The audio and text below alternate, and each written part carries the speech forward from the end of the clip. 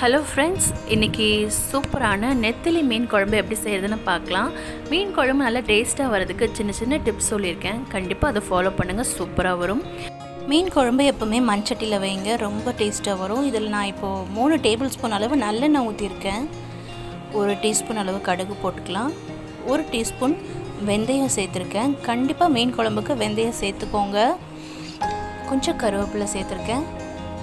10-12 பல் பூண்டு சேர்த்துருக்கேன். இந்த பூண்டு சேர்க்குறதுனால மீன் குழம்பு ரொம்பவே டேஸ்ட்டாக இருக்கும். அது நல்லா கோல்டன் ப்ரௌன் ஆகிற வரைக்கும் எண்ணெயில் வதக்கிக்கோங்க. 1 பெரிய வெங்காயம் சேர்த்துருக்கேன். 2 பச்சை மிளகா சேர்த்துக்கலாம். 2 தக்காளி இதில் நறுக்கி போட்டிருக்கேன். இது வதங்கிறதுக்கு தேவையான உப்பு. 1 டேபிள் ஸ்பூன் அளவு இஞ்சி பூண்டு பேஸ்ட்டு சேர்த்துருக்கேன். இது சேர்க்குறனால குழம்பு நல்லா டேஸ்ட்டாக வரும். கண்டிப்பாக சேர்த்து செய்யுங்க. இதை 1 டீஸ்பூன் மஞ்சள்தூள், 2 டேபிள் ஸ்பூன் அளவு மிளகாத்தூள், 3 டேபிள் ஸ்பூன் அளவு தனியாத்தூள் எடுத்திருக்கேன். நல்லா வதக்கிக்கலாம். இதில் நான் 1 எலுமிச்சப்பழம் அளவு புளி எடுத்து கரைச்சி வச்சுருக்கேன். அந்த தண்ணியை சேர்த்துக்கிறேன். புளி வாசனை நல்லா போகிற வரைக்கும் கொதிக்கணும். புளி வாசனை போனதுக்கப்புறம் கொஞ்சம் தேங்காய் அரைச்சி வச்சது சேர்த்துக்கிறேன். இதில் உங்களுக்கு எவ்வளோ குழம்பு திக்காக வேணுமோ அந்த அளவு தண்ணி பார்த்து ஊற்றிக்கோங்க. இது நல்லா கொதித்து வரணும். இப்போ சூப்பராக குழம்பு கொதிச்சிட்ருக்கு.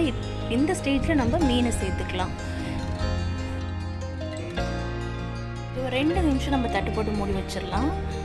மீன் நல்லா வெந்துடுச்சு. ஆனால் இன்னும் எண்ணெய் பிரிஞ்சு வர வரைக்கும் நம்ம அடுப்பில் வச்சுருக்கணும். ஸோ இன்னும் ஒரு 5 நிமிஷம் சிம்லேயே அடுப்பில் வச்சு எடுத்திங்கன்னா இந்த மாதிரி அழகாக எண்ணெய் பிரிஞ்சு வந்துடும். ஸோ கண்டிப்பாக கடைசி 5 நிமிஷம் நம்ம அடுப்பை வந்து கொஞ்சம் சிம்மில் வச்சு தான் வைக்கணும்.